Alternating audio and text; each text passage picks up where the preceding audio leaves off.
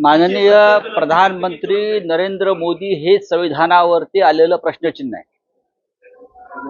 गेल्या 10 वर्षापासून या देशामध्ये कोणतंही कृत्य आणि कोणतेही कार्य हे संविधानाच्या संदर्भात किंवा संविधानाला धरून चाललेलं नाही. या देशातली न्यायालय, या देशातला निवडणूक आयोग, या देशातली संसद यांना संविधानाने दिलेले हक्क आणि अधिकार मोदींच्या राज्यामध्ये उद्ध्वस्त झालेले आहेत. न्याय व्यवस्था दबावाखाली आहे. निवडणूक आयोग, ज्याने या देशामध्ये स्वतंत्रपणे निवडणुका घ्यायच्या असतात निष्पक्षपणे, तो निवडणूक आयोग हा राज्यकर्त्यांच्या दबावाखाली काम करतो. हे संविधानाला धरून नाही. नरेंद्र मोदी आणि त्यांच्या लोकांनी संविधानावर बोलू नये, तो संविधानाचा अपमान ठरेल. मोदी यांनी सांगावं त्यांनी गेल्या 10 वर्षामध्ये कोणतं कार्य संविधान मजबूतीसाठी केलं हे त्यांनी सांगावं ना. भारतीय जनता पक्षानं सांगावं.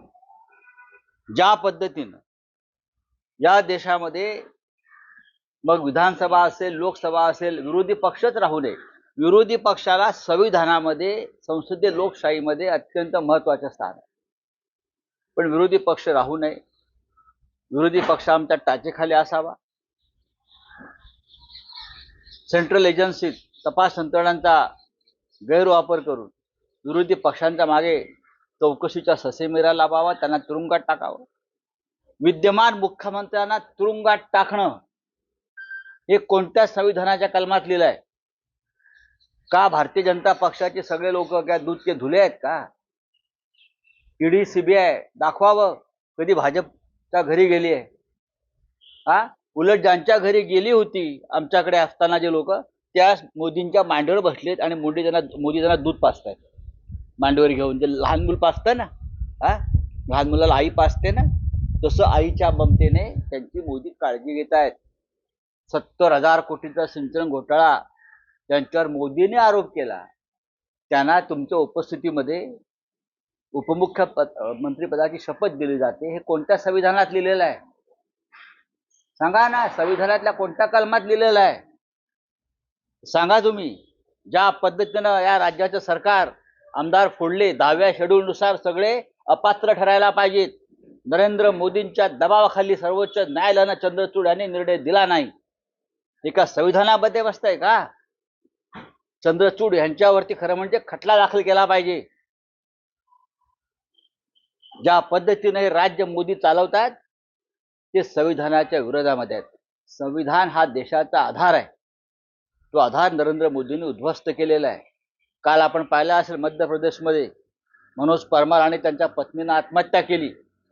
त्यांच्या लहान मुलानं राहुल गांधींच्या भारत जोडो यात्रेमध्ये सहभाग घेतला आणि त्याने जमवलेला जे गल्ला होता तो दान केला. तो राग ठेवून त्यांच्यावर ईडीनं कारवाई केली. त्यांच्यावर भाजपमध्ये जाण्याचा दबाव केला. त्या आईबापांना आत्महत्या केली. हे संविधानामध्ये आहे का मोदींच्या? सांगा बा मोदींनी. मोदी हे या देशाला लाभलेले गेला 65 वर्षातले असत्य बोलणारे सगळ्यात महान प्रधानमंत्री आहेत.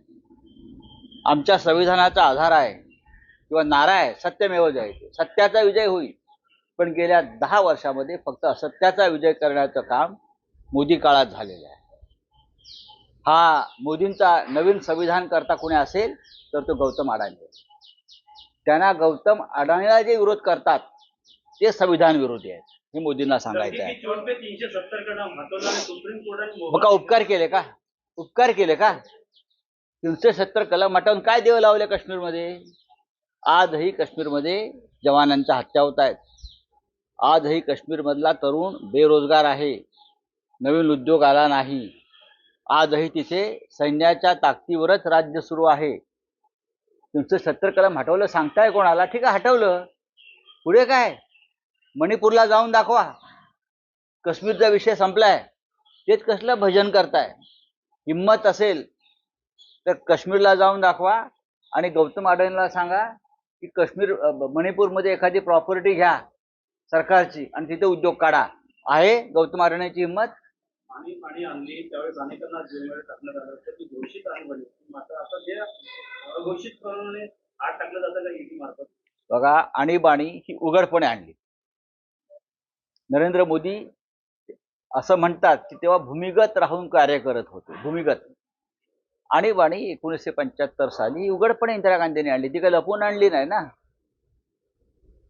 तेव्हा अनेकांना तुरुंगात जावं लागलं.